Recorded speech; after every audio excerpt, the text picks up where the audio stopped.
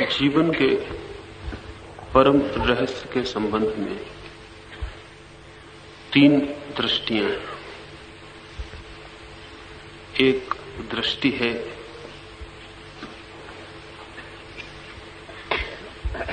हिंदू उपनिषदों, वेदों, गीता की। उस दृष्टि के अनुसार वह परम तत्व एक ही है, शेष सब उसी की अभिव्यक्तियां हैं। आत्माएं नहीं है, परमात्मा है। व्यक्ति नहीं है, समष्टि है। दूसरी दृष्टि है जैनों की।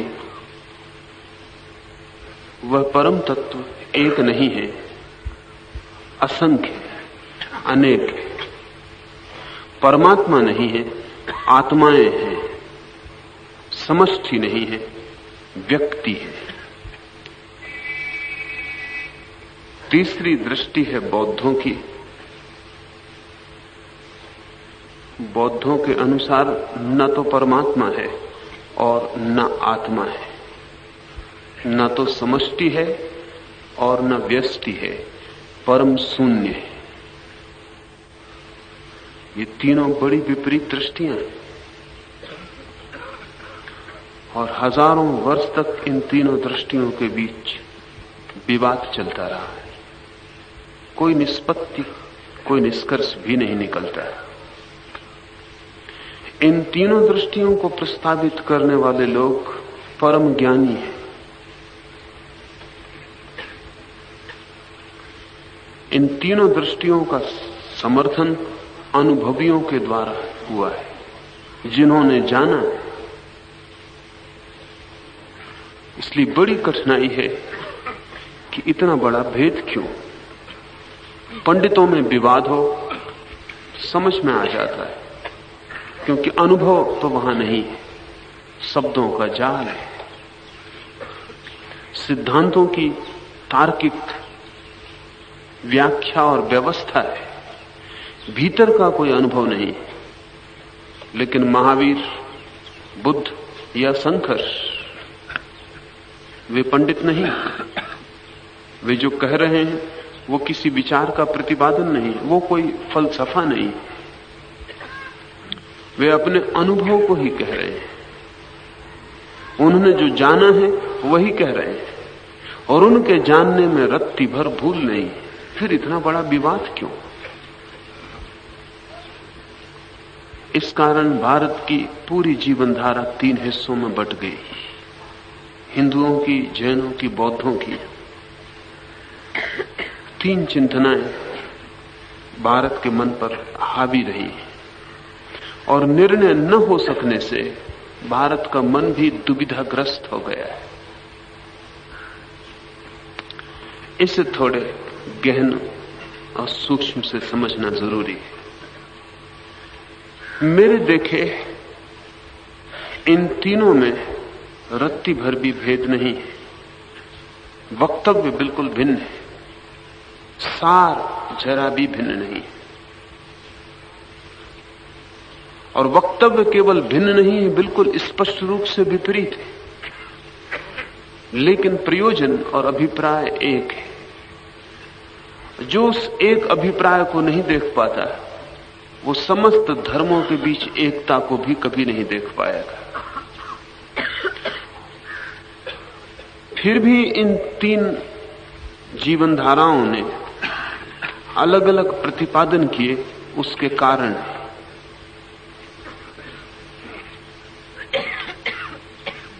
वेद, उपनिषद, ब्रह्मसूत्र, गीताएं घोषणा करती रहीं कि वो एक है। इस एक का अज्ञानियों ने जो अर्थ लिया वो भयंकर हो गया। इस एक का ये अर्थ हुआ कि तब करने योग्य कुछ भी नहीं है, सभी रूप उसके। पाप में भी वही है, पुण्य में भी वही है, साधु में भी वही है, चोर में भी वही है, संसार में भी वही है, मोक्ष में भी वही है, यहां भी वही है, वहां भी वही है, सब जगह वही है। बुरे में भी वही है। तो करने योग्य क्या है? कर्तव्य जैसी कोई चीज बचती नहीं। अगर एक ही तत्व का सारा विस्तार है तो जीवन में करने का कोई उपाय नहीं बचता। तब शुभ और अशुभ में भेद क्या है? तब धर्म और अधर्म में भेद क्या है? तब माया और ब्रह्म में भेद क्या है? अगर एक ही है, सच में अगर एक ही है तो कुछ करने को शेष नहीं रह जाता। क्या पाना है, क्या छोड़ना है? इस एक ब्रह्म की अनूठी धारणा का परिणाम एक गहन आलस्य हुआ, एक गहरा प्रमाद छा गया। तो लोग वेद पढ़ते रहे, उपनिषद पढ़ते रहे, गीताएं कंठस्थ करते रहे और करने योग कुछ विशेष न बचा। जीवन रूपांतरित नहीं हुआ। जिन्होंने ये प्रतिपादन किया था उनका इरादा ये नहीं था, लेकिन ज्ञानियों के इरादे और अज्ञानियों के मंतव्य कहीं मेल नहीं खाते, खा भी नहीं सकते। जिन्होंने कहा था एक है, उनका प्रयोजन यह था कि तुम अपने को छोड़ दो, तुम नहीं हो, वही है। तुम्हारी अस्मिता, तुम्हारा अहंकार झूठा है। तुम ये समझते हो कि मैं हूं, यही तुम्हारी भ्रांति और यही तुम्हारे जीवन की बाधा है, और यही तुम्हारा दुख, यही तुम्हारा बंधन है। उस विराट में तुम अपनी सरिता को खो दो। तुम अपने को अलग बचाने की कोशिश मत करो। जीवन की सारी चिंता मैं अलग हूं इससे ही पैदा होती है। अगर मैं अलग हूं तो मुझे मेरी सुरक्षा करनी पड़ेगी। अगर मैं अलग हूं तो सबसे मैं लड़ रहा हूं। जीवन के संघर्ष में कोई मेरा साथी नहीं, सब वस्तुतः मेरे प्रतियोगी। तो जीवन एक कलह हो जाती, उस कलह में चिंता का जन्म होता है। और अगर मैं अलग हूं तो मृत्यु का भय समा जाता है, क्योंकि फिर मुझे मरना पड़ेगा। व्यक्ति को तो हम रोज मरते देखते हैं, समष्टि कभी नहीं मरती। व्यक्ति तो मरते जाते हैं, विराट सदा जीता है, जीवन नष्ट नहीं होता। लेकिन जीवन अलग अलग घेरों में बंद तो हमें रोज नष्ट होते दिखता है। दिए तो रोज बुझते हैं, अग्नि सदा है, तो फिर मृत्यु का भय समाता है। अगर मैं अलग हूं तो मौत होगी, और अगर मैं इस विराट से जुड़ा हूं और एक हूं तो मृत्यु का कोई आधार नहीं, फिर जीवन अमृत है। जिन्होंने चाहा था कि उस एक की धारणा व्यापक हो जाए, उनका प्रयोजन था कि आपका अहंकार बिखर जाए, टूट जाए, गिर जाए। वो अहंकार तो नहीं बिखरा, ये तो ज्ञानी का प्रयोजन था। अज्ञानी ने जो अर्थ लिए, उसने परम ब्रह्म की एक की धारणा से अहंकार को तो तोड़ा ही नहीं, अहंकार को और बढ़ाया। ब्रह्मज्ञानियों ने कहा था अहम ब्रह्मास्मि, मैं ब्रह्म हूं। उनका प्रयोजन था कि मैं नहीं हूं, ब्रह्म है। अज्ञानी ने समझा कि मैं हूं और मैं ही ब्रह्म हूं। अहम ब्रह्मास्मि जिन्होंने कहा था, उनका इरादा था कि बूंद नहीं है, सागर है। लेकिन बूंद ने समझा कि मैं सागर हूं। इससे बूंद मिटी नहीं, बल्कि बूंद और अहंकार से भर गई। ज्ञानियों ने चाहा था कि जिस दिन ऐसा साफ अनुभव हो जाएगा कि एक ही है, उस दिन पाप गिर जाएगा, क्योंकि पाप दूसरे के विरोध में है। हम पाप करते कब हैं? हम पाप तभी करते हैं जब हम अपने सुख के लिए दूसरे को बलिदान करते हैं, वही पाप है। और अगर मैं ही हूं सब में, अकेला मैं ही हूं सब में फैला हुआ और एक ही है, दूसरा कोई है नहीं, तो पाप का कोई उपाय नहीं रह जाता। पाप के लिए दूसरा चाहिए, और पाप के लिए दूसरे को बलिदान करना चाहिए। अपने हित के लिए दूसरे के हित को नष्ट करना चाहिए। अगर एक ही है तो कोई दूसरा नहीं है, और जहां कोई दूसरा नहीं है वहां स्वार्थ और पाप का कोई उपाय नहीं। तब मैं दूसरे को हानि पहुंचाता हूं तो अपने को ही हानि पहुंचाता हूं। ज्ञानियों का अभिप्राय था कि जिस दिन आप न होंगे उस दिन पाप का कोई उपाय न रह जाए। अज्ञानी ने समझा कि जब एक ही है तो न कुछ पाप है न कुछ पुण्य है, जो भी करो सभी ठीक है, क्योंकि सभी में वही एक व्याप्त है। महावीर को जिस दिन ब्रह्म ज्ञान की ये पतन की अवस्था दिखाई पड़ी तो महावीर ने सारी की सारी बात जहां मूल जड़ से उठ रही थी उसे तोड़ने की कोशिश की। महावीर ने कहा कि कोई एक ब्रह्म नहीं है, प्रत्येक व्यक्ति स्वयं परमात्मा है और बूंद को किसी सागर में नहीं खोना है, वरन बूंद को शुद्ध होते जाना है, परम शुद्ध होना है। खोना बात ही गलत है, क्योंकि खोने का जो अज्ञान ने अर्थ लिया था उससे ये पूरा का पूरा देश गहन प्रमाद और आलस्य से भर गया। ब्रह्म अज्ञान का आधार बन गया था, अज्ञान को मिटाने का कारण नहीं। तो महावीर ने ब्रह्म को बिल्कुल ही छोड़ दिया।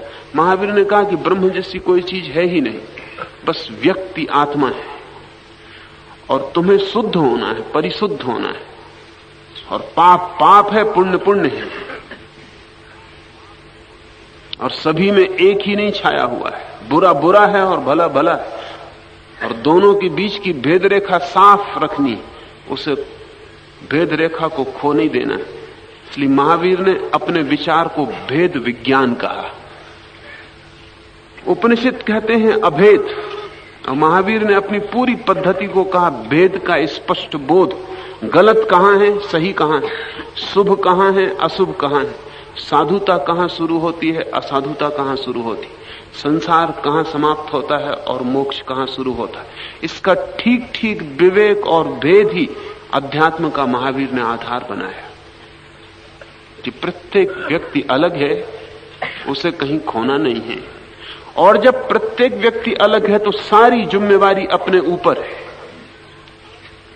अगर आप दुख में पड़ते हैं तो आप जिम्मेवार हैं, कोई परमात्मा नहीं। और अगर आप आनंद को उपलब्ध होते हैं तो आप ही जिम्मेवार हैं, किसी परमात्मा का प्रसाद नहीं। प्रार्थना महावीर ने विदा कर दी, सिर्फ ध्यान रह गया। और ध्यान का अर्थ था अपने को इतना शुद्ध करते जाना कि एक दिन परम शुद्ध चेतना बचे। उस परम शुद्ध चेतना को महावीर ने परमात्मा कहा। परमात्मा परमेश्वर के अर्थों में नहीं, परम आत्मा के अर्थों में, शुद्धतम आत्मा के अर्थों। महावीर का प्रयोजन था कि व्यक्ति का आलस्य टूटे, प्रमाद टूटे। ये जो धोखे का जाल उसने अपने चारों तरफ सिद्धांत का खड़ा कर लिया है, जिसके आधार से वो केवल मूर्छा में पड़ा है और पाप करने के लिए सुविधा पाता है, वो सारा आधार टूटे। व्यक्ति सजग हो, विवेकशील हो, जागृत हो और अपने ही पैरों पर खड़ा हो, किसी परमात्मा की प्रतीक्षा ना करे, न प्रसाद की, न आशीर्वाद की, न परमात्मा के सहारे की, अपने ही पैरों पर खड़ा हो। ये बड़ी कीमती बात थी और व्यक्ति की परिशुद्धि के लिए बहुत बड़ा अभियान था। लेकिन जैसा सदा होगा, सदा हुआ है, वही हुआ। महावीर का प्रयोजन था कि व्यक्ति शुद्ध हो और स्वयं परमात्मा हो जाए। अज्ञानी ने समझा कि मैं हूं और कोई परमात्मा नहीं जिसमें मुझे लीन होना है, मेरा होना वास्तविक। महावीर की आत्मा का सिद्धांत अज्ञानी के लिए अहंकार की जड़ता बना। वो आत्मा नहीं बना, परमात्मा की तरफ परिशुद्ध भी नहीं हुआ, बल्कि गहन अहंकार से भर गया कि कोई परमात्मा नहीं है, मैं हूं। ये अहंकार कि मैं हूं जितना सघन होता चला जाए उतना ही जीवन में मूर्छा गहन होगी, क्योंकि मैं शराब है और जितना अहंकार होता है उतना मद बढ़ जाता है और उतना आदमी होश से नहीं जीता, बेहोशी से जीता है। और जहां कोई परमात्मा नहीं है वहां झुकने की कोई वजह न रही। तो जिन्हें भी अकड़ के खड़े रहना था उनके लिए बड़ा सहारा मिला। झुकने का कोई सवाल नहीं, समर्पण की कोई बात नहीं, विनम्रता साधुता का लक्षण नहीं रही। दंभ, अकड़े हुए खड़े रहना। अपने ही पैर पर महावीर ने कहा था ताकि तुम प्रार्थना के नाम पर प्रमाद ना करो। अपने ही पैर पर अज्ञानी ने समझा कि मैं ही हूं सब कुछ और अपने ही पैर का भरोसा है, बस अपना ही भरोसा है। ये अहंकार सघन हुआ। इस अहंकार ने जैन विचार को डुबाया। जैसे ब्रह्म के विचार ने हिंदू को आलस से भर दिया, वैसे आत्मा के विचार ने जैन को अहंकार से भर दिया। और जब बुद्ध ने देखा कि ब्रह्म भी गर्त में ले गया और आत्मा भी गर्त में ले गई, तो बुद्ध ने कहा कि न कोई ब्रह्म है और न कोई आत्मा है, एक विराट शून्य। बड़ा अद्भुत प्रयोजन था। न कोई ब्रह्म, क्योंकि जो भूल हिंदू चिंतना में हुई थी उसकी जड़ काटनी जरूरी थी, और जो भूल जैन चिंतना में हुई थी उसकी जड़ को भी काट देना जरूरी था। न कोई आत्मा है, तुम हो ही नहीं, भीतर कोई भी नहीं। इस ना कुछ को पा लेना ही परम ज्ञान, बुद्ध ने कहा। इसलिए बुद्ध ने ब्रह्मलोक शब्द का उपयोग नहीं किया, मोक्ष शब्द का उपयोग नहीं किया। बुद्ध ने निर्वाण शब्द का उपयोग किया। निर्वाण का अर्थ है दिए का बुझ जाना। जैसे दिया बुझ जाता है, फिर हम नहीं कहते कि उसकी ज्योति कहां है, कहां गई, नहीं हो गई। बुद्ध कहते हैं ज्ञानी का दिया जलता नहीं, बल्कि अस्मिता की होने की ज्योति बिल्कुल बुझ जाती है, भीतर परम शून्य और सन्नाटा हो जाता है। उस शून्यता को पा लेना ही निर्वाण है। बड़ी गहरी बात थी, क्योंकि इसमें न तो आलस्य को खड़े होने का उपाय था, न अहंकार के खड़े होने का उपाय। लेकिन अज्ञानी ने सुना कि न कोई परमात्मा है न कोई आत्मा है, तो उसे लगा अब पाने योग्य कुछ भी नहीं। जब कुछ है ही नहीं तो पाना क्या है, और जब भीतर शून्य है ही तो उपाय क्या करना है, साधना क्या करनी है। बुद्ध का महान ख्याल अज्ञानी के लिए नास्तिकता जैसा लगा कि जब कुछ भी नहीं है तो फिर जो भी भोग की छोटी मोटी दुनिया है उसको ही भोग लेना उचित है। शाश्वत तो कुछ है नहीं, तो क्षणभंगुर को छोड़ना क्यों। जो मिल रहा है उसे ले लेना उचित है, क्योंकि आगे तो कुछ मिलने को नहीं है, आगे तो सिर्फ शून्य है। बौद्ध विचार शून्यता के कारण नष्ट हुआ। ये बड़े हैरानी की बात है कि जिस विचार में जो चीज सबसे श्रेष्ठ थी उसके कारण ही वो नष्ट हुआ। अज्ञानी अद्भुत, अज्ञानियों से ज्ञानी सदा हारे। वो हर जगह से लूप होल, वो हर जगह से भूल और छिद्र खोज लेते हैं जिनसे वो अपने को बचा ले। फिर विवाद में पड़ते हैं अज्ञानी। वो कहते हैं हमारा सिद्धांत सही है, तुम्हारा गलत है। सिद्धांतों का कोई मूल्य नहीं है धर्म के लिए, अभिप्राय का मूल्य। इसे आप ठीक से समझ लें। सिद्धांतों का मूल्य तो सिर्फ दो कौड़ी के पंडितों के लिए। धर्म का मूल्य संतों के लिए सिर्फ अभिप्राय का मूल्य है। क्या चाहते हैं शंकर, क्या चाहते हैं महावीर, क्या चाहते हैं बुद्ध, वो जो कह रहे हैं वो उतना मूल्यवान नहीं है। किस लिए कह रहे हैं, वो जो कह रहे हैं वो तो निमित्त है, वो तो सिर्फ इशारा है। किस तरफ इशारा है, लेकिन पंडित शब्दों को पकड़ के फिर सदियों तक लड़ते रहते हैं। अभी जैन पंडित सिद्ध किए चले जाते हैं कि परमात्मा नहीं है, आत्मा है। हिंदू पंडित सिद्ध किए चला जाता है कि आत्मा नहीं परमात्मा है। बौद्ध पंडित सिद्ध किए चला जाता है कि दोनों नहीं, शून्य।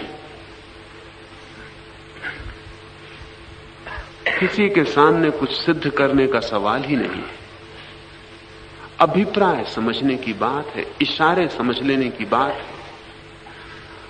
महावीर, बुद्ध और शंकर तीनों का एक ही अभिप्राय है कि तुम बदल जाओ, तुम नए हो जाओ, तुम्हारी धूल झड़ जाए, तुम्हारा दर्पण शुद्ध हो जाए, तुम वो देख पाओ जो वस्तुता है, दैट विच इज, जो है।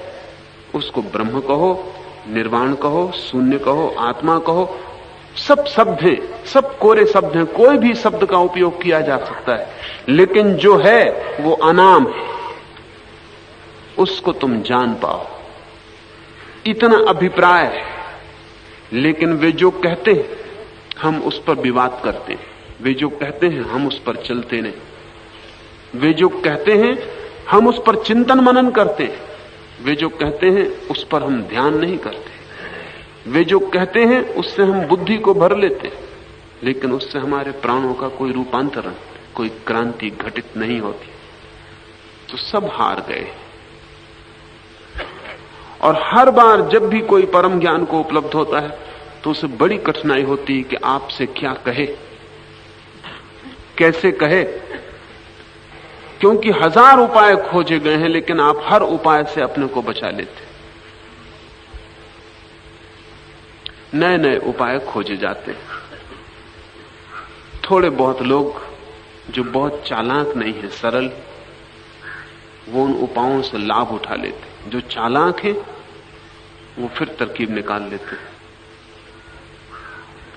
इन चालाक लोगों ने संप्रदाय निर्मित किए। ज्ञानी धर्म की बात कहता है, चालाक संप्रदाय निर्मित करते हैं। उसमें जो सीधे सरल लोग हैं, उपनिषद की भाषा में जिनके पास सच में ही सूक्ष्म बुद्धि है, वे अपने को बदलते हैं, संप्रदाय निर्मित नहीं करते। इसकी फिक्र नहीं करते कि जो कहा गया है वही सत्य। वे इसकी फिक्र करते हैं जो कहा गया है वो उस तरफ इशारा है जहां सत्य है। कही गई बातें सब इशारे हैं, और इशारे का मूल्य इतना ही है कि वो आपको आगे ले जाए, कहीं और आगे ले जाए। और हम उन जैसे लोग हैं जैसे रास्ते के किनारे मील के पत्थर होते हैं, उन पर तीर लगा होता है आगे की तरफ। अगर आप दिल्ली जा रहे हैं तो तीर लगा होता है दिल्ली आगे। हम उस तरह के लोग हैं कि जहां दिल्ली लगा हुआ पत्थर देखा उसको छाती से लगा के बैठ गए कि दिल्ली पहुंच गए। वो जो तीर लगा है उस पर हमारा ख्याल नहीं है। वो कोई पत्थर दिल्ली नहीं है जिस पे दिल्ली लिखा हुआ है। सब पत्थर यही खबर दे रहे हैं कि दिल्ली दूर है। जिस दिन दिल्ली का पत्थर आएगा वहां शून्य बना होगा, जीरो। जिस दिन जीरो आ जाए उस दिन आप समझना कि दिल्ली आई। वहां कोई शब्द नहीं होगा, वहां कोई तीर नहीं होगा, आगे पीछे सिर्फ शून्य होगा। बाकी जहां तक तीर है, जहां तक इशारे हैं, वहां तक आप समझना कि अभी दूर है। कोई शास्त्र सत्य नहीं है, सभी शास्त्र मील के पत्थर, और कहते हैं आगे जाओ। मगर हम मील के पत्थरों को सिर पर रख के बैठ जाते, और अलग अलग लोग अलग अलग मील के पत्थरों को सिर पर रखे बैठे, और उन सब में बड़ा विवाद है कि किसकी दिल्ली सच है। कोई शास्त्र सत्य नहीं है, सभी शास्त्र सत्य की ओर इंगित। और जो भी शास्त्र को पकड़ लेता है वो शास्त्र को भी गलत कर देता है और अपने को भी गलत कर देता है। सब शास्त्र कहते हैं आगे जाना है, और उस समय तक चलते जाना है जब तक कि शब्द शून्य ना हो जाए, जीरो ना आ जाए।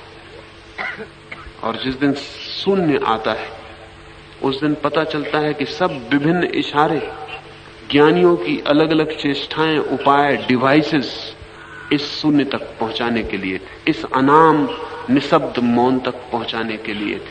अब हम इस सूत्र में प्रवेश करें।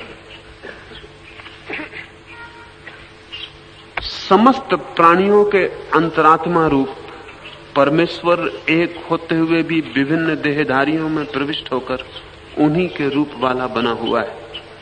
वह भीतर रहने वाला ईश्वर बाहर भी है, जैसे संपूर्ण विश्व में प्रविष्ट एक ही अग्नि विभिन्न रूप वाली हो जाती है, ऐसी ही उस परमात्मा की एक ही ऊर्जा अलग अलग रूप वाली हो गई।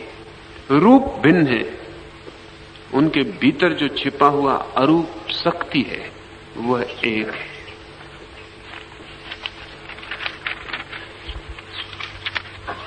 जिस प्रकार समस्त ब्रह्मांड में प्रविष्ट वायु एक होते हुए भी विभिन्न रूप वाला हो रहा है, वैसे ही सब प्राणियों में निवास करने वाला परमेश्वर एक होते हुए भी देहधारियों के अनुरूप रूप वाला रहता है, वही उनके बाहर भी स्थित है। जिस प्रकार समस्त ब्रह्मांड का प्रकाशक सूर्य देवता लोगों की आंखों से होने वाले बाहर के दोषों से लिप्त नहीं होता, उसी प्रकार सब प्राणियों का अंतरात्मा एक परब्रह्म परमात्मा लोगों के दुखों से लिप्त नहीं होता, क्योंकि सब में रहता हुआ भी वह सबसे अलग है। ये समझने जैसी साधक के लिए उसके मार्ग पर उपयोगी होने वाली बात है। रविन्द्रनाथ ने लिखा है एक संस्मरण कि एक दिन सुबह सुबह उठकर मैं सागर की तरफ चला। वर्षा के दिन थे और सब डबरे, पोखर, तालाब पानी से भरे थे। कोई डबरा गंदा भी था, कोई डबरा स्वच्छ भी था। फिर सागर के पास भी पहुंचा, सूरज उगा, गंदे डबरे में भी उसका प्रतिबिंब बना, शुद्ध स्वच्छ जल में भी उसका प्रतिबिंब बना, सागर में भी उसका प्रतिबिंब बना, एक छोटे से सड़क के किनारे बने हुए गड्ढे में भी उसका प्रतिबिंब बना। रविन्द्रनाथ ने कहा कि मुझे आश्चर्य से भर गई एक घटना। एकदम मुझे ख्याल आया कि चाहे गंदे डबरे में प्रतिबिंब बनता हो और चाहे स्वच्छ डबरे में, प्रतिबिंब न तो गंदा होता है और न स्वच्छ। प्रतिबिंब कैसे गंदा हो सकता है? गंदे डबरे में सूरज की जो छाया बन रही है वो कैसे गंदी हो सकती है? प्रतिबिंब को कोई गंदगी गंदा नहीं कर सकती। सागर में जो प्रतिबिंब बन रहा था वो भी उसी सूरज का था, छोटे डबरे में जो प्रतिबिंब बन रहा था वो भी उसी सूरज का था, और दोनों प्रतिबिंब बिल्कुल एक थे, उनमें जरा भी भेद न था। रविन्द्रनाथ ने लिखा है कि उस दिन मुझे लगा कि उपनिषदों के जो वचन हैं उनका क्या अर्थ है, कि वो परमात्मा सभी के भीतर प्रकट हो रहा। रूप भिन्न है लेकिन वो जो प्रकट हो रहा है वो एक है। और दूसरी बात ये सूत्र कह रहा है कि आपकी अशुद्धि उसे अशुद्ध नहीं कर सकती। कोई डबरे की अशुद्धि प्रतिबिंब को अशुद्ध नहीं कर सकती। इसलिए उपनिषद कहते हैं कि चोर के भीतर भी वो ब्रह्म चोर नहीं हो गया है, और साधु के भीतर वो ब्रह्म साधु नहीं हो गया है, क्योंकि वो कभी असाधु हुआ ही नहीं कि साधु हो सके। उपनिषद कहते हैं वो ब्रह्म शुद्ध चैतन्य है। रूप कितना ही गंदा हो जाए, आकृति कितनी ही विकृत हो जाए, सारी अशुद्धियां रूप तक है। वो जो भीतर छिपा है उस तक कोई अशुद्धि न कभी पहुंची है और न पहुंच सकती। ये बड़ी क्रांतिकारी बात है, बड़ी खतरनाक भी, क्योंकि पापी सुन के ये सोच सकता है कि तब ठीक, जब वो अशुद्ध होता ही नहीं है तो फिर पाप करना क्यों छोड़ना? और जब पुण्य से वो शुद्ध नहीं होने वाला है, क्योंकि वो अशुद्ध कभी हुआ नहीं, तो पुण्य करने का सार क्या? यही अज्ञानी मन की व्याख्या उपद्रव खड़ा करती। उपनिषद कह रहे हैं कि वो कभी अशुद्ध नहीं हुआ। अगर इसे कोई समझ पूर्वक समझ ले तो अतीत का सारा बोझ एक क्षण में नष्ट हो जाएगा। अगर ये ख्याल आ जाए कि मेरे भीतर जो था वो कभी अशुद्ध नहीं हुआ, तो हमारे मन में जो अपराध की पीड़ा है, पाप का जो बोझ है, वो क्षण में नष्ट हो जाए। मनस्विद कहते हैं कि मनुष्य के जीवन में सबसे बड़ा दुर्भाग्य है गिल्ट, अपराध का भाव। और मनस्विद कहते हैं कि ईसाइयत ने पश्चिम में अपराध का भाव पैदा करके मनुष्य को भारी नुकसान पहुंचाया। लेकिन इस मुल्क में हमने मनुष्य को अपराध के भाव से मुक्त करके बहुत नुकसान पहुंचाया। ईसाइयत ने भी कुछ लोगों को साथ दिया और लाभ किया, और हमने भी कुछ लोगों को साथ दिया और लाभ किया। कुछ ऐसा दिखता है जो लोग लाभ ले सकते वो हर जगह से लाभ ले लेते, और कुछ लोग जो हानि करने को उतारू हैं वो हर जगह से हानि कर लेते हैं। कुछ ऐसे लोग हैं कि जहर से भी जीवन को संभाल लेते हैं, और कुछ ऐसे लोग हैं कि अमृत से भी आत्महत्या कर लेते हैं। इन लोगों पर निर्भर है। अमृत बिल्कुल बेकार है, जहर का कोई मतलब नहीं है। ये आदमी पर निर्भर है कि वो क्या करेगा।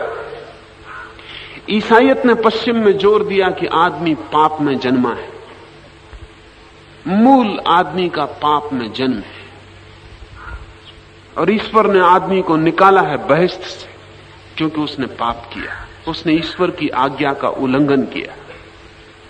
और जब तक आदमी पाप से अपने को मुक्त नहीं कर लेता, बहिष्ठ के द्वार उसके लिए बंद रहेंगे। आदम ने जो भूल की थी वो हर आदमी उसी पाप में सड़ रहा है, और उस पाप से उठने के लिए उसे बड़ा श्रम करना पड़ेगा। ईसाइयत ने जोर दिया कि आदमी पापी है, पाप में ही उसका जन्म है। इससे निश्चित ही एक गहन अपराध का भाव पैदा हुआ। जो समझदार थे उन्होंने जीवन को बदलने की कोशिश की इस पाप से ऊपर उठने के लिए, लेकिन जो नासमझ थे उन्होंने कहा जब आदमी पाप में ही पैदा हुआ है तो पाप से कोई छुटकारा नहीं। और जब आदम मूल आदमी भी पापी हुआ तो हम, और जब आदम ईश्वर के सामने भी पाप कर सका, बहिष्ठ में रह के भी पाप कर सका, तो हम संसारी जन, हम उसी की संतान, उसी के जीवाणु हमारे भीतर चल रहे हैं। इसलिए हमारा नाम आदमी है, क्योंकि हम आदम की औलाद हैं। तो हमसे क्या होगा? हजारों सदियों का पाप हमारे ऊपर है, इतना बोझ, इसे फेंकना असंभव है। हमारी आत्मा ही पापी हो गई, इसलिए पाप को स्वीकार करने के अतिरिक्त कोई उपाय नहीं। इसलिए पश्चिम भौतिकवादी हो गया। पश्चिम के भौतिकवादी होने का कारण था कि पाप को पश्चिम ने स्वीकार कर लिया, उससे छुटकारे का कोई उपाय नहीं दिखाई पड़ता। आदमी पापी ही रहेगा। हां, प्रभु की कृपा होगी, अनुकंपा होगी तो वो पाप से उठा लेगा। लेकिन अगर प्रभु की अनुकंपा ही होती तो वो आदम को ही पाप से हटा लेता, पहले ही आदमी को जिसने पाप किया था। फिर इतनी बड़ी पाप की श्रृंखला को पैदा करने की कोई जरूरत न थी। पश्चिम भौतिकवादी हो गया क्योंकि पाप करने के सिवाय कोई उपाय नहीं। सवाल यही है कि ढंग से पाप करो, कुशलता से पाप करो, जितना ज्यादा कर सको उतना करो, क्योंकि जीवन में कोई और रास्ता नहीं। पाप में ही हमारा रोआ रोआ पैदा हुआ है, इसलिए पाप हम करेंगे। ठीक इससे उल्टा प्रयोग हमने किया था कि वो शुद्ध परमात्मा कभी पापी होता ही नहीं, वो अशुद्ध नहीं होता, वो परम शुद्ध है। उसकी शुद्धि में आप कितने ही पाप करें तो कोई अंतर नहीं डाल सकते। जो समझते थे उन्होंने इस सत्य को समझ के पाप करने की धारणा ही छोड़ दी, क्योंकि पाप करने से कुछ भी नहीं होने वाला है। और वो जो परम शुद्ध का जिन्हें बोध आ गया, उस बोध के साथ ही पाप की धारणा टूट गई, पाप की वासना टूट गई, गलत करने का सवाल न रहा। लेकिन अधिक लोगों ने कहा कि जब उसमें कोई अंतर ही नहीं पड़ता तो पाप करने में हर्ज क्या है। जब उसमें कोई भेद ही नहीं पड़ता, जब वो सदा शुद्ध ही है, तो पाप किए चले जाओ। अक्सर ब्रह्मज्ञानी लोगों को समझाते कि वह आत्मा परम शुद्ध है, पापी सिर हिलाते हैं, कहते हैं बिल्कुल ठीक कह रहे हैं। उनके पाप का बोध कम होता है, उन्हें लगता है कि बिल्कुल ठीक, हम शुद्ध ही हैं, तो फिर कोई फर्क नहीं हम में और बुद्ध में और महावीर में और हम में। भेद ऊपरी है, भीतर तो सब एक ही है। पर ये बात अपने आप में बड़ी कीमत की है कि उसे अशुद्ध नहीं किया जा सकता। आप जन्मों जन्मों तक भी कोशिश करते रहे तो भी चेतना को अशुद्ध करने का कोई उपाय नहीं, क्योंकि चेतना का स्वभाव शुद्धि है। सिर्फ आप ऊपर कचरा इकट्ठा कर सकते हैं। लेकिन भीतर वो जो हीरा है, वो जो जगमगाता हुआ प्रकाश है, उसको आप सिर्फ ढांक सकते, उसको मिटा नहीं सकते। जिनको ये स्मरण आ जाए वो मिटाने की कोशिश छोड़ देंगे और वो उस हीरे की तलाश में लग जाएंगे जिसको पाप नहीं छू सकता। और ये बात थोड़े से ही अनुभव से साफ हो सकती है, क्योंकि भीतर जो आपके है वो करता नहीं है, वो साक्षी है। जब आप चोरी करते हैं तब भी भीतर कोई देखता रहता है कि आप चोरी करने जा रहे हैं। वो जो देखता है उसे चोरी का कोई पाप नहीं लग सकता। वो सिर्फ विटनेस है, वो सिर्फ गवाह है। उसने सिर्फ देखा है आपको चोरी करते। और जब आप मंदिर प्रार्थना करने जाते हैं तब भी वो दृष्टा है, वो देख रहा है कि आप मंदिर प्रार्थना करने जा रहे हैं। कोई पुण्य उसे पकड़ नहीं सकता। आप क्या करते हैं वो बाहर बाहर है, कर्म बाहर है, होश भीतर है। और होश कभी भी कर्म नहीं बनता और कर्म कभी होश नहीं बन सकता। तो आपके भीतर दो पृथक धाराएं, एक कर्म की धारा है। ये कर्म की धारा आपके शरीर से जन्मती है। अभी बड़े प्रयोग हुए। मनुष्य की वासना वस्तुतः कहां पैदा होती, क्योंकि वासना ही कर्म में ले जाती। वैज्ञानिक जो प्रयोग कर रहे हैं वो बड़े हैरान करने वाले हैं, क्योंकि सारी वासना शरीर में पैदा होती। पुरुष का हार्मोन होता है, स्त्री का हार्मोन होता है, रासायनिक तत्व होते हैं। अगर एक स्त्री में पुरुष के हार्मोन के इंजेक्शन दे दिए जाएं, उसका सारा व्यवहार बदल जाता है। उसकी आवाज पुरुष जैसी कर्कश हो जाती, स्त्री का माधुरी खो जाता, उसका ढंग आक्रामक हो जाता है। स्त्री आक्रामक नहीं है। प्रेम में भी स्त्री आक्रमण नहीं करती, वो प्रतीक्षा करती। प्रेम में भी इनिशिएटिव नहीं लेती। कोई स्त्री कभी किसी पुरुष से शुरू में नहीं कहती कि मैं तुम्हें प्रेम करती हूं, कि मैं तुम्हारे बिना मर जाऊंगी। अगर कोई स्त्री ऐसा कहे तो पुरुष को वहां से भाग खड़े होना चाहिए, क्योंकि वो स्त्री स्त्री नहीं। हमेशा पुरुष ही कहेगा कि मैं प्रेम करता हूं और तुम्हारे बिना मर जाऊंगा। स्त्री सिर्फ राजी भरेगी, हां भरेगी। वो हां भी बड़ी मौन होगी, पैसिव, निष्क्रिय होगी, उसमें कोई सक्रियता नहीं है। उसका कारण है उसके पूरे शरीर की व्यवस्था है। स्त्री पुरुष को अपने भीतर स्वीकार करती है। पुरुष स्त्री के ऊपर आक्रमण करता है। पुरुष का स्वभाव आक्रमण है, एग्रेशन है।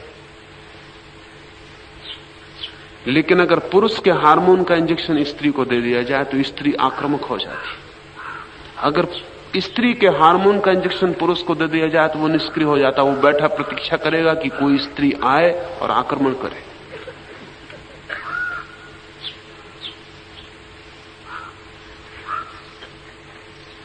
एक बंदरों के समूह में एक वैज्ञानिक प्रयोग कर रहा है। उसने एक स्त्रीण, अति स्त्रीण मादा को, जो कि अति विनम्र थी, और उस समूह में बंदरों के जिसका कोई पद नहीं था, क्योंकि बंदरों में पद होते हैं ठीक जैसा राजनीतिज्ञों में सीढ़ियां होती, ऐसा बंदरों में होती। कोई राष्ट्रपति है, कोई प्रधानमंत्री है, कोई कैबिनेट के मेंबर्स हैं, ऐसा सिलसिला होता। वैज्ञानिक तो कहते हैं कि बंदरों की ही आदतें राजनीति में चल रही, उनमें जरा भी भेद नहीं। वो स्त्री मादा बंदर, जो कि बिल्कुल ही किसी पद पर नहीं थी, सर्वहारा थी, बिल्कुल आखिरी में थी, उसको बड़े मात्रा के इंजेक्शन दिए नर हार्मोन्स के। जैसे ही उन इंजेक्शंस का प्रभाव 24 घंटे में होना शुरू हुआ, वो स्त्री इतनी आक्रामक हो गई कि उसने सारे पदों पर जितने नर बंदर बैठे हुए थे सबको ठिकाने लगा दिया।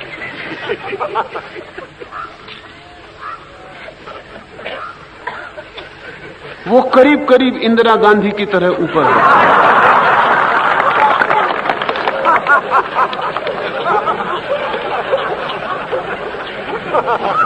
वो जो समूह में कामराज निजलिंगप्पा सब थे, वो सब बिल्कुल उदास हो गए।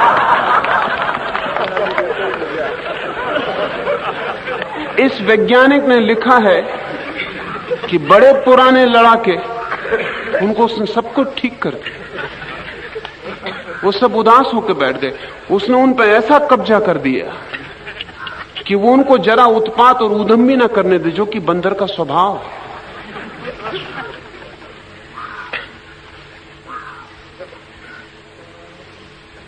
और सारा फर्क इस बात से हुआ कि हार्मोन, आप जो भी कर रहे हैं उसमें शरीर का हाथ है,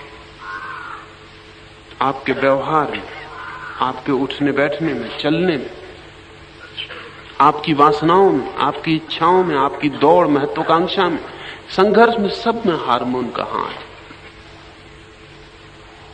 थोड़े से रासायनिक तत्व बड़ा फर्क पैदा करते हैं। वैज्ञानिक कहते हैं कि कोई पुराने समय में, सस्ते समय में 5 रुपए के रासायनिक तत्व एक आदमी के शरीर में होते थे, अब कोई 15 रुपए के होते। स्त्री के शरीर में कोई 16 रुपए के होते। तो इसमें ध्यान रखना कि रासायनिक रूप से स्त्री ज्यादा कीमती।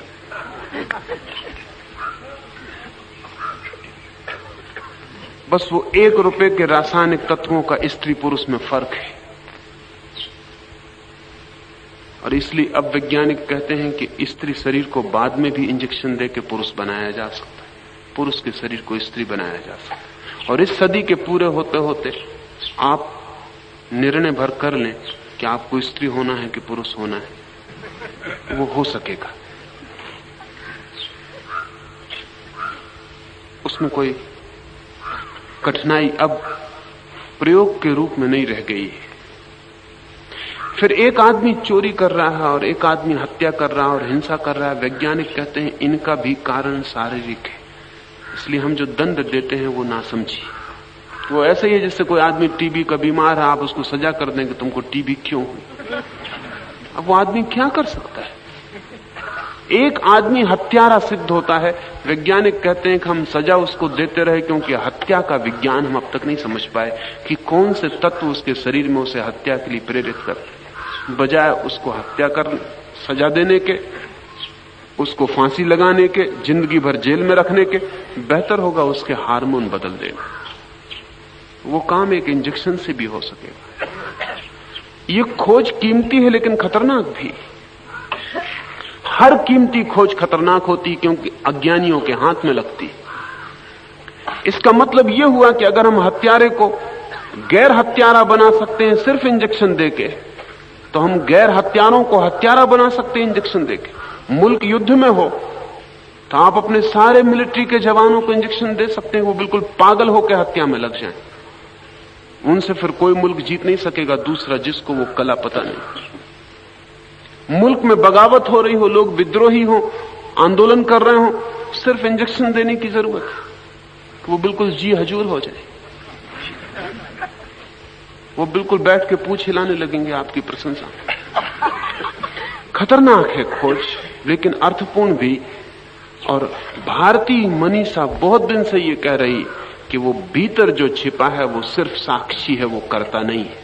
करता तो बाहर, कर्म का जो जाल है वो शरीर और मन से जुड़ा है। भीतर की शुद्ध चेतना साक्षी है, वो सिर्फ देखती है, उसने कभी कोई कर्म नहीं किया है। अगर आप धीरे धीरे अपने कर्मों के साक्षी होने लगे तो आपके भीतर की साक्षी चेतना जगने लगेगी। वो सोई पड़ी है, उसका आपने कभी उपयोग नहीं किया। इसलिए ध्यान के सब प्रयोग मूलतः भीतर सोए हुए साक्षी को जगाने की चेष्टाएं कि वो देखने वाला जग जाए, वो होश से भर जाए। जैसे ही वो होश से भर जाता है, वैसे ही जो गलत है आपकी जिंदगी में अपने आप गिरने लगेगा, जो सही है वो अपने आप बढ़ने लगेगा। क्यों? क्योंकि आपके सहयोग के बिना शरीर भी कर्म नहीं कर सकता है। आपका सहयोग तो चाहिए ही। आप कर्म नहीं करते हैं, लेकिन आपका आंतरिक सहयोग, कोऑपरेशन तो शरीर को भी चाहिए। अगर कोई व्यक्ति पूरी तरह साक्षी है तो आप उसको कितने ही इंजेक्शन दे दें आक्रमण के, वो आक्रामक नहीं होगा। इसे थोड़ा समझने जैसा है। जैनियों के 24 तीर्थंकरी क्षत्रिय आक्रामक घरों में पैदा हुए थे, और अगर कभी इनके हार्मोन की कोई व्याख्या हो सकती, अब तो मुश्किल है, तो इन सब के भीतर आक्रमण के भयंकर हार्मोन रहे होंगे, क्योंकि क्षत्रिय घरों में पैदा हुए थे, राजाओं के बेटे थे। इनकी सारी परंपरा, इनके माँ बाप का सारा ढंग आक्रमण का था। हार्मोन तो वसीयत में मिलते, हेरिडिटरी होते। ये 24 जैनों के तीर्थंकर, बुद्ध, ये सब क्षत्रिय हैं, और इन सब ने अहिंसा का उपदेश दिया। ये सब हिंसक घरों में पैदा हुए, और हिंसा इनकी बपौती थी, और उन्होंने अहिंसा का उपदेश दिया। निश्चित ही ये इतने गहन रूप से साक्षी हो गए होंगे कि इनके आक्रमण के हार्मोन इन पर कोई प्रभाव नहीं कर सके। ये बड़े मजे की बात है कि अब तक कोई भी एक भी ब्राह्मण अहिंसा का उपदेष्टा नहीं हुआ है। और खतरनाक से खतरनाक जिस ब्राह्मण को हम जानते हैं वो परशुराम है, जिसने क्षत्रियों को पृथ्वी से कई दफा समाप्त कर दिया।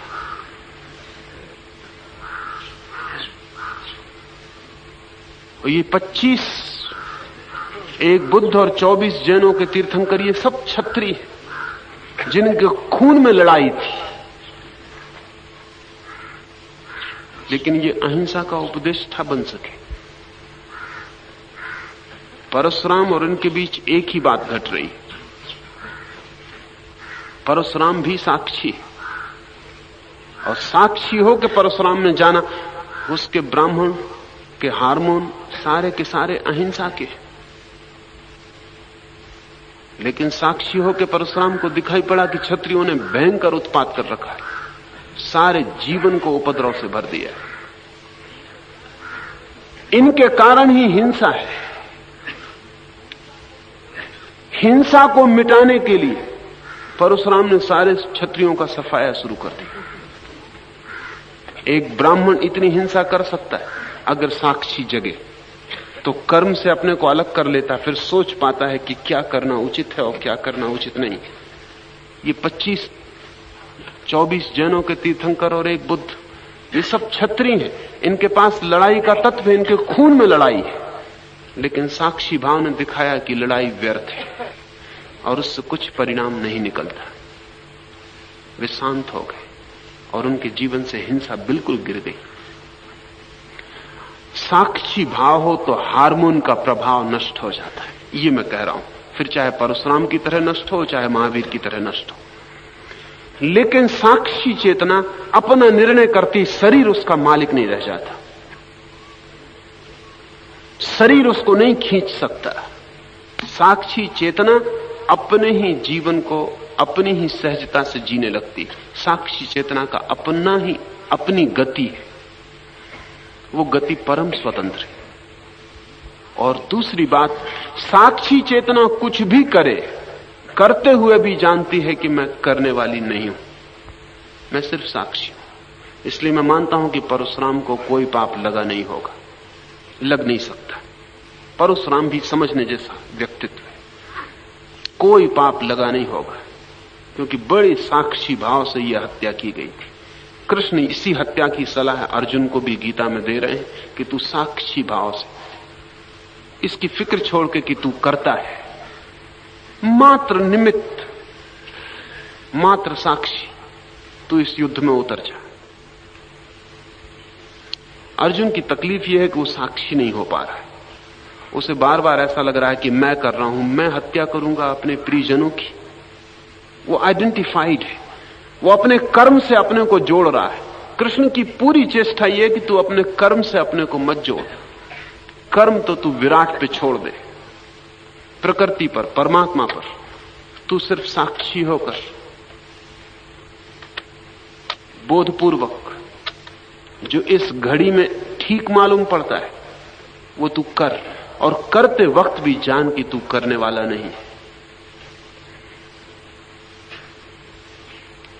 जैसे ही कोई व्यक्ति भीतर होश से भर जाता है, वैसे ही करने वाला नहीं रह जाता है। ये सूत्र कह रहा है जिस प्रकार समस्त ब्रह्मांड का प्रकाशक सूर्य देवता लोगों की आंखों से होने वाले बाहर के दोषों से लिप्त नहीं होता, उसी प्रकार सब प्राणियों का अंतरात्मा एक पर ब्रह्म परमात्मा लोगों के दुखों से लिप्त नहीं होता, क्योंकि सब में रहता हुआ भी वह सबसे अलग है। वो अलगपन का बोध ही साक्षी भाव है। जो सब प्राणियों का अंतर्यामी, अद्वितीय एवं सबको वश में रखने वाला परमात्मा अपने एक ही रूप को बहुत प्रकार से बना लेता है, उस अपने अंदर रहने वाले परमात्मा को जो ज्ञानी पुरुष निरंतर देखते रहते हैं, उन्हीं को सदा अटल रहने वाला परमानंद स्वरूप वास्तविक सुख मिलता है, दूसरों को नहीं। केवल वे ही लोग सुख की थोड़ी सी अनुभूति उपलब्ध कर पाते हैं जो कर्ता से अपने साक्षी को अलग तोड़ लेते हैं। जैसे जैसे ये अनुभूति गहरी होने लगती है, वैसे वैसे आनंद भी बढ़ने लगता है।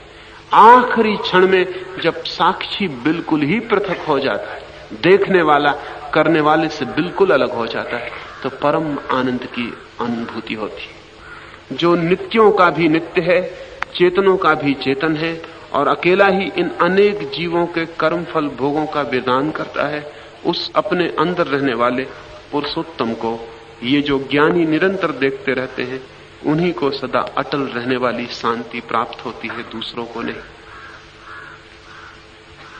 भीतर के स्वभाव की, साक्षीपन की, जागरूकता की, जिन्हें सदा प्रतीति बनी रहती, वे ही केवल अटल शांति को प्राप्त होते हैं। जिज्ञासु नचिकेता इस प्रकार उस ब्रह्म प्राप्ति के आनंद और शांति की महिमा सुनकर मन ही मन विचार करने लगा। वह अनिर्वचनीय परम सुख यह परमात्मा ही है, ऐसा ज्ञानी जन मानते हैं। उसको किस प्रकार से मैं भली भांति समझूं? क्या वह प्रकाशित होता है या अनुभव में आता है? बड़ा गहन सवाल नचिकेता के मन में उठा कि जिससे परम शांति मिलती है और जिससे परम आनंद मिलता है, वह परमात्मा प्रकाशित होता है या अनुभव में आता है? ये भेद समझने जैसा है। आपको मैं देख रहा हूं, आप मेरे अनुभव में नहीं आ रहे, आप प्रकाशित हो रहे हैं। अगर यहां अंधेरा हो जाए तो मैं आपको नहीं देख सकूंगा। प्रकाश चाहिए, दूसरे को देखने के लिए प्रकाश चाहिए। दूसरा प्रकाशित हो तो ही दिखाई पड़ता है, लेकिन स्वयं को देखने के लिए प्रकाश नहीं चाहिए। स्वयं को देखने के लिए अनुभव काफी है, अंधेरे में भी हो जाता है। तो नचिकेता के मन में सवाल उठा कि ये परमात्मा बाहर की एक वस्तु की तरह प्रकट होगा कि मैं प्रकाश में उसको देखूंगा कि खड़ा है महिमा मंडित परम पुरुष, या मेरे भीतर के अनुभव में आएगा जहां बाहर के किसी प्रकाश की कोई भी जरूरत नहीं। परमात्मा पदार्थ की तरह प्रकट होगा, अन्य की तरह प्रकट होगा, या स्वयं की तरह प्रकट होगा, चैतन्य की तरह प्रकट होगा? परमात्मा मेरे भीतर प्रकट होगा या मेरे बाहर प्रकट होगा? ये परमात्मा बाहर है या भीतर? क्योंकि बाहर जो भी चीजें हैं उनके लिए कोई माध्यम चाहिए प्रकाशित होने का, तभी वे दिखाई पड़ती। सिर्फ भीतर बिना माध्यम के, बिना प्रकाश के, मात्र अनुभव से घटना घटती है। तो नचिकेता के मन में सवाल उठा है कि यह परमात्मा प्रकाशित होता है या अनुभव में आता है? क्योंकि अगर प्रकाशित होता है तो फिर मुझसे कहीं दूर है, उसे खोजना पड़ेगा। उसका मंदिर, उसका महल, उसका स्थान, उसका परम पद मुझे खोजना पड़ेगा। और अगर प्रकाशित होता है तो मुझे वो प्रकाश खोजना पड़ेगा जिसमें मैं उस परमात्मा को देख सकूं। प्रक्रिया बिल्कुल बदल जाएगी। और अगर वो अनुभव में आता है तो फिर मुझे कहीं जाने की जरूरत नहीं। अगर वो अनुभव में आता है तो फिर किसी प्रकाश की भी जरूरत नहीं। फिर मैं अपने भीतर ही डूब जाऊं तो मैं उसे पालूंगा। ये दो मार्ग। साधारणतः लोग परमात्मा की प्रार्थना करते। प्रार्थना का मतलब है वो बाहर है। प्रार्थना प्रकाश का काम करेगी, फोकस का, और हम उसको देखेंगे। पूजा करते हैं। पूजा प्रकाश है, पूजा के प्रकाश में वो प्रकट होगा, हम उसे देखेंगे। एक मार्ग पूजा और प्रार्थना का है, उपासना का है। उपासना की धारणा है कि वो बाहर है, वो परम पुरुष कहीं छिपा है बाहर आकाश में, वो प्रकट होगा। अगर हम तैयार हो गए तो वो प्रकट होगा। दूसरा मार्ग ध्यान का है, साधना का है। वो परम पुरुष बाहर नहीं छिपा है, भीतर मौजूद है। इसलिए किसी पूजा पाठ का सवाल नहीं है, मेरे ही निखार का सवाल है। मैं ही भीतर शुद्ध होता चला जाऊं, जागता चला जाऊं, वो प्रकट होगा। उसके लिए किसी वाह साधन, अनुष्ठान, रिचुअल की कोई भी जरूरत नहीं। पहला मार्ग बिल्कुल गलत है, लेकिन बहुत लोगों को अपील करता है। दूसरा मार्ग बिल्कुल सही है, लेकिन बहुत कम लोगों को आकर्षित करता है। क्यों? क्योंकि पहला मार्ग सुगम मालूम होता है। हम सत्य से कम सुगम से ज्यादा आकर्षित होते। फिर पहले मार्ग में हमें खुद को नहीं बदलना होता है। पूजा की सामग्री इकट्ठी करने में क्या अड़चन? दिया जलाने में, धूप दीप बालने में, घंटा बजाने में क्या अड़चन है? हम तो वही के वही रहते। आदमी मंदिर चला आता है, वही का वही आदमी जो दुकान पर बैठा था, उसमें रत्ती भर फर्क नहीं होता। वो जैसे दुकान पर दुकान का काम करता था, ऐसा मंदिर में आके मंदिर का पूजा का क्रियाकांड पूरा कर देता है। मंदिर से वापस चला जाता है वैसा का वैसा जैसा आया था। दुकान पर उसमें रत्ती भर फर्क नहीं पाएंगे, वो वही आदमी होगा। शायद और भी ज्यादा खतरनाक हो सकता है, क्योंकि घंटा भर जो पूजा में खराब हुआ, इसका बदला भी उसको दुकान में ही निकालना पड़ेगा। वो ग्राहक को ज्यादा चूसेगा, क्योंकि घंटा भर जो खराब हुआ है, वो जो परमात्मा को दे आया है, ग्राहक की जेब से निकालेगा। इसलिए धार्मिक दुकानदार अक्सर खतरनाक दुकानदार होते हैं। धार्मिक आदमी से जरा सावधान रहना चाहिए, क्योंकि कुछ समय वो परमात्मा को दे रहा है जो उसे लग रहा है कि व्यर्थ जा रहा है, उसको कहीं से वो निकालना चाहेगा। उसकी जिंदगी में कोई फर्क नहीं दिखाई पड़ता। जिंदगी भर मंदिर जाके वो वही का वही बना रहता है। लेकिन सुगम है मंदिर जाना, मन में जाना कठिन है। इसलिए सुगम को लोग चुन लेते, पर सुगमता से कोई सत्य का संबंध नहीं, सुविधा से सत्य का कोई संबंध नहीं। इसलिए अधिक लोग पूजा करते हैं, प्रार्थना करते हैं, बहुत थोड़े लोग ध्यान करते हैं। पर जो ध्यान करते हैं वे ही पहुंचते हैं। यही नचिकेता के मन में सवाल उठा है कि मैं प्रार्थना करूं कि ध्यान करूं। मैं उसे बाहर खोजूं किसी क्रियाकांड से, या भीतर खोजूं स्वयं जागकर? वो अनुभव में आता है या प्रकाशित होता है?